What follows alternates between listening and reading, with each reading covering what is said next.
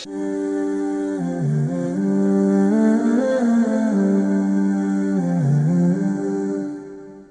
our program Lafiya Uwar Jiki. As we promise our listeners, we will continue inviting the professional in the field of health to give their contributions toward the significance of health intervention into our community. And today our guest is one of the greatest icons, that is Professor Idris Muhammad Dan-Isan Gombe, a professor of medicine. Sir, nice to have you in the program. Thank you very much. Thank you, sir. Sir, can you tell us about yourself and your profession, sir?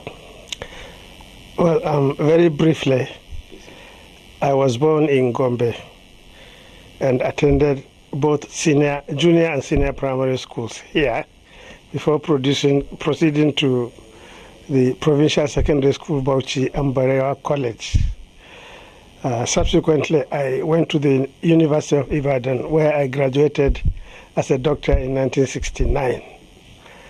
After my internship, I went to the United Kingdom to specialize in internal medicine with particular reference to infectious diseases. And I became a member of the Royal College of Physicians. And I also obtained the diploma in tropical medicine and hygiene of the University of London. In addition, before I returned home, I did a doctorate degree in immunology, which is the science of studying the body's defense mechanism against disease in general. When I returned home, I worked first in Bauchi, where I served as a permanent secretary in the Ministry of Health, before transferring my service to the university, Ahmadu Bello University, where I became professor of medicine in 1983. I went to the University of Maiduguri, where I spent 20 years, 9 of them as the chief medical director of the teaching hospital there.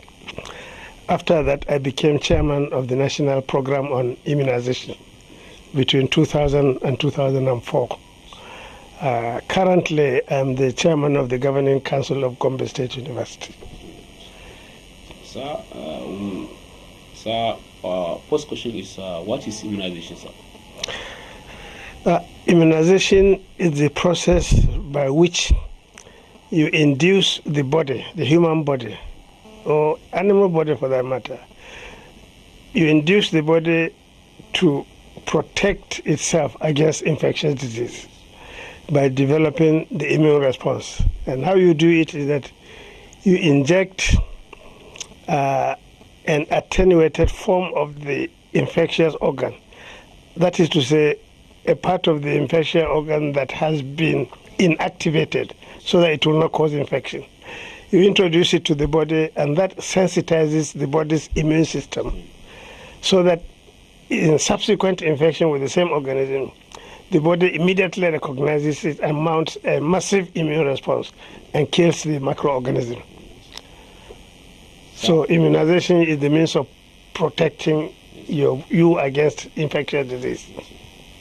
So when was immunization first discovered?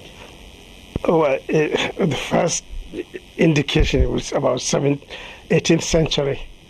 So immunization has been going on for well over 250 years. But it became intense, I should say, in the 20th century. But here in Nigeria, I know that immunization has been going on for well over 60 years. And it's been going on smoothly without any problem whatsoever. There are certain selected target diseases that the World Health Organization has designated for routine immunization against infections like measles, tuberculosis, whooping cough, diphtheria, and so on.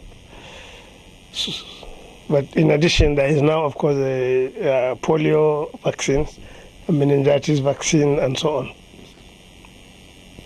Sir, how vaccine manufactured? Well, the vaccine is manufactured, as I said, you take the organism that causes infection, and there are very many, I should say. So each vaccine is specific to the particular infectious agent that that the vaccine is developed against. You take the organism, you kill it either partially or totally.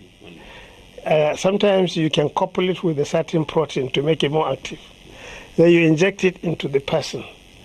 Because it has been inactivated, it will not cause disease in the person, but it will sensitize the immune system because the relevant part of the infectious agent is there, and the immune system develops memory to that part of the organism, so that when the real organism subsequently gets into the body, the immune system mounts a massive response to get rid of the organism.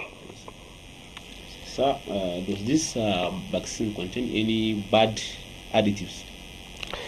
No, the answer is no. And this is a very important question. I know there are very many skeptics who say the vaccines may not be safe, they may contain some harmful substances. This is not true. Vaccination is perhaps one of the safest interventions in health. Every year, hundreds of millions of children and some adults are immunized against vaccine-preventable diseases. And hardly do you hear anybody developing a serious side effect as a result of vaccination. And to the best of my knowledge, since I became a doctor, I'm not aware of anybody who has died as a result of vaccination. And the side effects they develop are very mild, like soreness or inflammation at the site of injection. So vaccines are quite safe. So what is the importance of immunization? Well, the importance is that it prevents infectious disease from infecting people, both as individuals and as the community. If you vaccinate 40% and above of the community, you develop what is known as herd immunity. You protect the whole population. By the time you vaccinate 40 to 50% of the population, almost nobody in that population will get that infection. And to underscore the importance of immunization, it is reckoned that every year 2 or 3 million people are prevented from dying as a result of immunization. So if you don't have immunization, 3 million people will die as a result of that. So our next question is that, sir, can you tell us some of the diseases that can be prevented through vaccine or through vaccinations? There are several illnesses. There is measles, there is tuberculosis, diphtheria, whooping cough, pertussis, and of course there are common ones like poliomyelitis, cerebrospinal meningitis, and new vaccines are being developed, some of which have still not arrived here. But there are 2 important ones: hepatitis vaccine and human papilloma vaccine, which have been introduced in Nigeria, expensive though they are. Both of them can cause cancer, hepatitis and human papilloma virus. So their introduction will prevent those cancers from happening. So there are quite a number of, almost any infectious agent can be prevented by vaccination. But the problem is that vaccines are not available for many of these because one organism may have 100 different sites to protect, and it's difficult to produce a vaccine that will cover all those sites.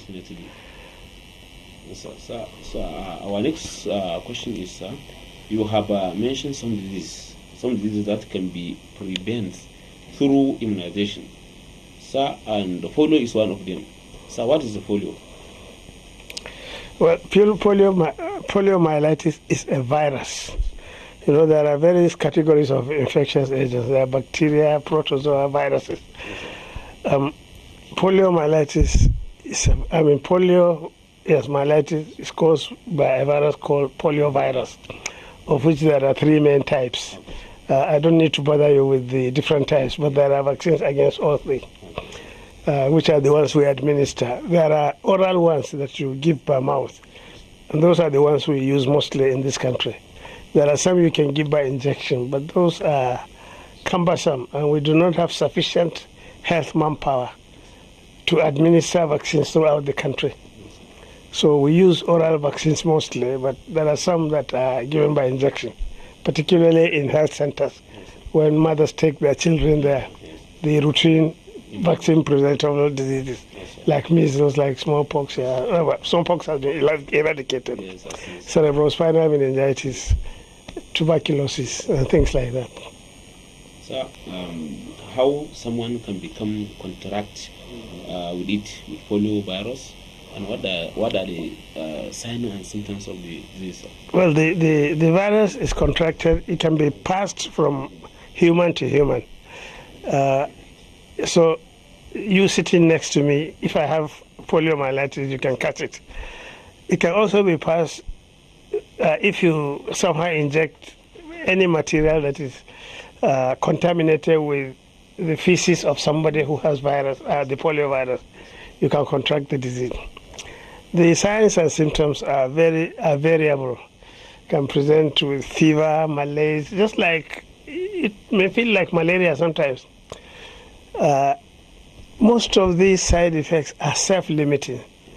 They disappear completely in 99% of those who are infected. Only 1% of them proceed to develop paralysis that is known to cripple people. And hardly do you have any deaths due to infection by polio.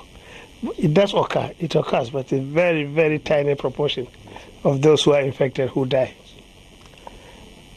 So our next question is that who are the people most susceptible to infection? It's mostly children. In fact, this is true not only for polio, but for most other diseases. Measles is a disease of children, as we all know. And children, because their immune system has not developed, are more susceptible to any infection than you and me. Because over time, we have come into contact with those organisms, even though they may not have caused illness. But we have inhaled them or ingested them, and our body's immune system has been used to them. Therefore, if they infect you, your body rises to the defense, and you don't even know that you have suffered from that infection. So it can be simple, it can be complex. But in short, vaccination, auto-vaccination does not necessarily mean that you have to be administered the vaccine. You can be vaccinated through the air by inhaling the causative organism. That is natural immunity, yes. So our next question is, which countries have the highest infection of polio and why? Well, as of last year, Nigeria had the highest number of cases, followed by, all over the world. In fact, I think Nigeria had 50% of all the cases in the world last year, followed by Afghanistan and Pakistan. And I think there were 1 or 2 cases from India, despite their huge population. They have managed to control poliomyelitis. And I think that this year they must have eradicated it. I haven't seen a report of polio from India this year. But this year, the bad news is that Somalia has overtaken Nigeria. I say bad news because although Nigeria has 49, and Somalia has well over 100, the bad news is that poliomyelitis anywhere in the world is bad news. So and why they have that highest number? Well, there is Somalia has been very unstable. The vaccinators, I think that in the last 2 years or so, hardly has any proper vaccination taken place in Somalia. Similarly, that is the case with Afghanistan and Pakistan. All these are countries at war, and vaccinators find it difficult to have access to the children to administer the vaccines to them. So that's why the incidence is so high. You may ask me why the high incidence in Nigeria. Yes, sir. Well, the short answer will be that I don't know.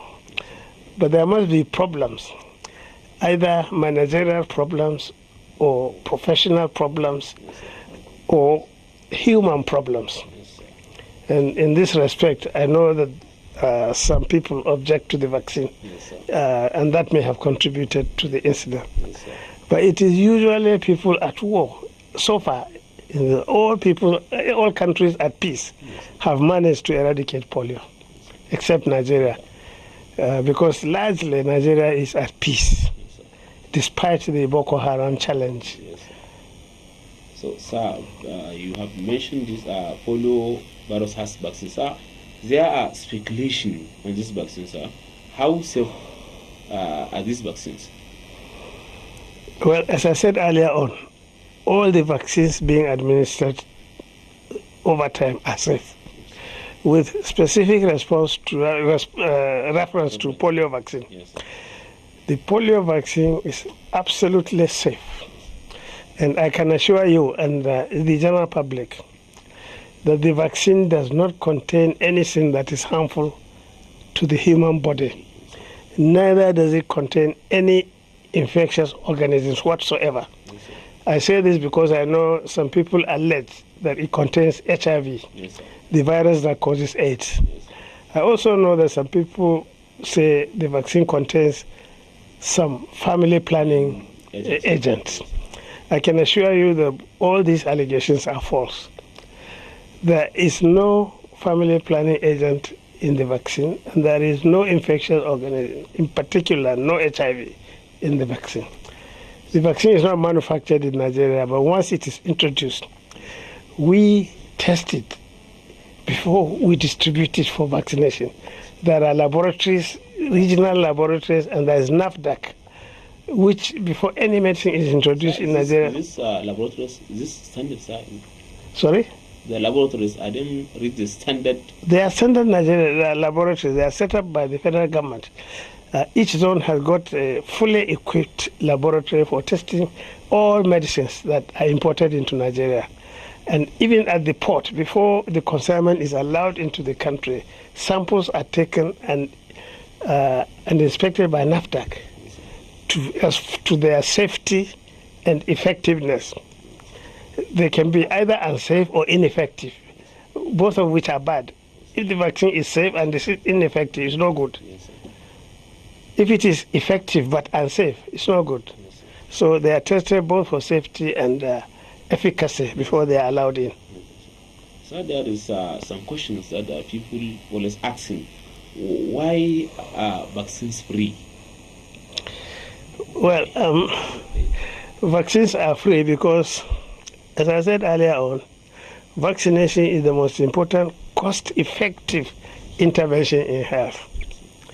If you wait, for example, till a child develops measles and is admitted to hospital before you act, the amount of money you will spend on treating that child will be something like between 100 and 1,000 times more costly than the measles vaccine. So it makes more sense to administer vaccines to prevent the illness in the first place than it is to treat the illness, because drugs are expensive. And also the hospital personnel and the other things that used for testing cost money. So that's why government, in its wisdom, all over the world, by the way, makes immunization free of charge. And some countries go out of their way to pay general practitioners or private hospitals to administer the vaccines free in order to compensate for their time and resources. So that's why vaccines are safe. In the case of polio vaccine, and several other vaccines actually, the vaccine itself is paid for from outside. So all we need to do is to produce the logistics of distributing and administering it. But in the case of polio, even that cost is borne by either the World Health Organization or some agency like the Global Fund. So that's why they are given free. So, in addition to that, why do you focus only on polio, not malaria or typhoid? And then they are very common in the community. And why do you pay your attention only on polio? Well, the truth of the matter is that we do not only pay attention to polio. However, I must admit that it sounds as though we pay more attention to polio. That is not true. In fact, the other vaccine preventable diseases that we use for routine immunization, that we ask mothers to bring their children to maternity centers or health centers, those are far more important than polio. Unfortunately, all the publicity and the going house to house gives the impression that we treat polio as a more important disease to prevent than the other diseases. Like you said, malaria is a more important disease in terms of the death rate and the morbidity that it causes in the community. So is measles, a very, very serious problem. So is meningitis, a deadly killer. And as I said, polio hardly kills. But the truth of the matter is that the world, the United Nations and the WHO have selected polio specifically as the next disease to eradicate after smallpox. That is why you see all the activity being geared towards polio. But in reality, polio ought to be part of routine immunization. So when you take your child to the dispensary, they give not only the measles vaccine or DPT or BCG, they should also receive polio vaccine. But because there is an international focus on polio, and it is funded that people should go around and administer it day to day, that is why the impression is gained that more attention is being paid to polio. In fact, routine immunization is far more important than polio. So no cure in polio. Yes, is there any curable drugs for this polio vaccine, for this polio virus? Unfortunately, the polio virus is not amenable to any treatment whatsoever. There is no antibiotic that can cure polio, no other drug that can cure. So it's an incurable disease. And when it cripples you forever. That explains partly why the focus of WHO and the United Nations to eliminate polio entirely from the world. Even one case of polio is an epidemic, because as I said, sitting next to you, you can pass it to me or I can pass it to you. Yes. And that means since in this age of international travel, even you travel in the same airplane and there's somebody with polio, you can catch it, although it may not manifest until a week later. So that's another important reason for paying attention to polio. No treatment, no cure. Sir, our next question is, are we using the same vaccine with the one in Saudi Arabia? Yes, absolutely the same. Absolutely the same vaccines used all over the world. And they are WHO pre-qualified. I mean, countries do not just go anywhere and buy a vaccine. The vaccine must have been certified and registered by the World Health Organization.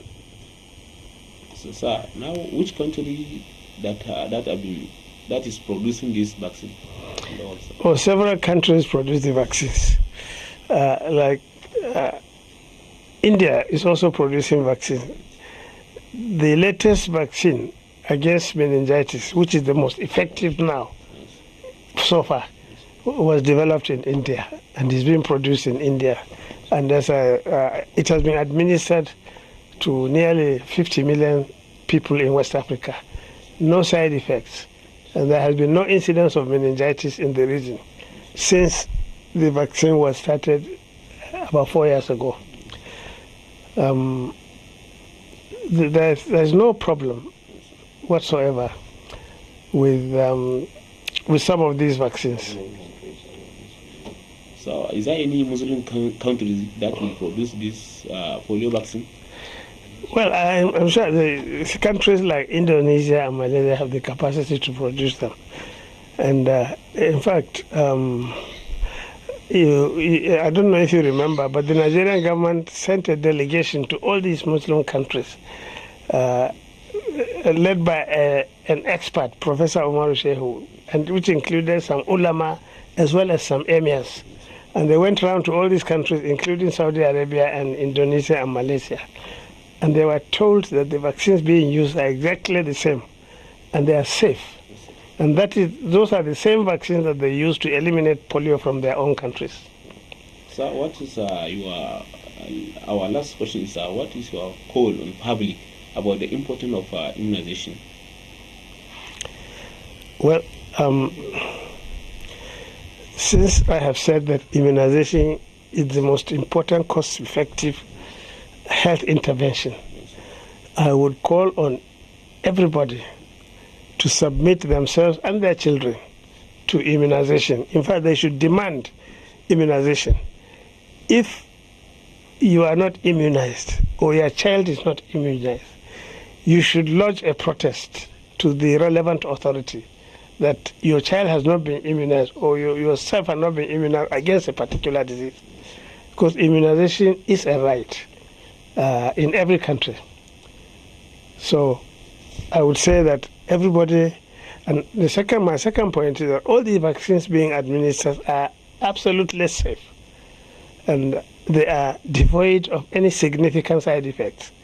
The most important side effect is itching, probably, and maybe minor swelling if it is an injected vaccine at the site of injection. But the oral vaccines have no side effects whatsoever.